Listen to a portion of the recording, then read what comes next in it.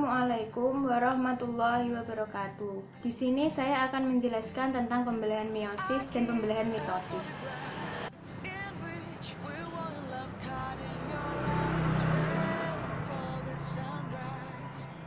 Yang pertama, di sini saya akan menjelaskan pembelahan sel secara mitosis. Pembelahan sel secara mitosis ini terjadi pada sel eukariotik. Terjadi pada semua sel tubuh kecuali jaringan penghasil gamet. Tujuan pembelahan sel mitosis ini yaitu mewariskan semua sifat induk kepada anaknya. Satu sel menjadi dua sel sama persis. Tahap pertama yang terjadi pada pembelahan sel mitosis yaitu tahap profase. Di tahap profase ini ditandai dengan benang-benang kromatin menebal menjadi kromosom. Kemudian kromosom menggandakan diri membentuk kromatid. Kromatid saling berhubungan dengan pusat sentromer. Kemudian membran nukleus mulai melebur. Tahap kedua yaitu tahap metafase. Di tahap metafase ini, serat-serat gelendong tampak semakin jelas. Kromatid terletak pada bagian ekuator. Kromosom berbaris di pelat metafase atau bidang khayal yang memiliki jarak sama. Kemudian yang ketiga adalah tahap anafase. Di tahap anafase ini, satu kromatid berisi satu set kromosom bergerak menuju kutub masing-masing sesuai panah.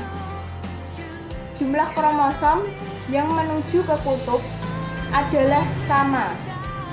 Kemudian tahap yang terakhir yaitu telofase.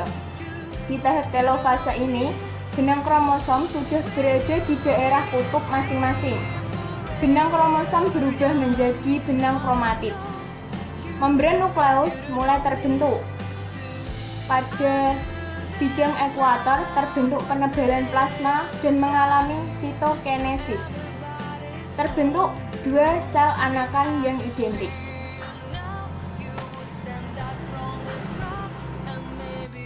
Kemudian di sini saya akan menjelaskan tentang pembelahan sel meiosis.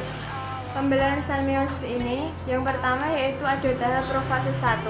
Di tahap profase 1 ini membutuhkan waktu yang lama karena melewati 5 tahap, yaitu leptotan, zigotan, takitan, diplotan, dan diakinesis.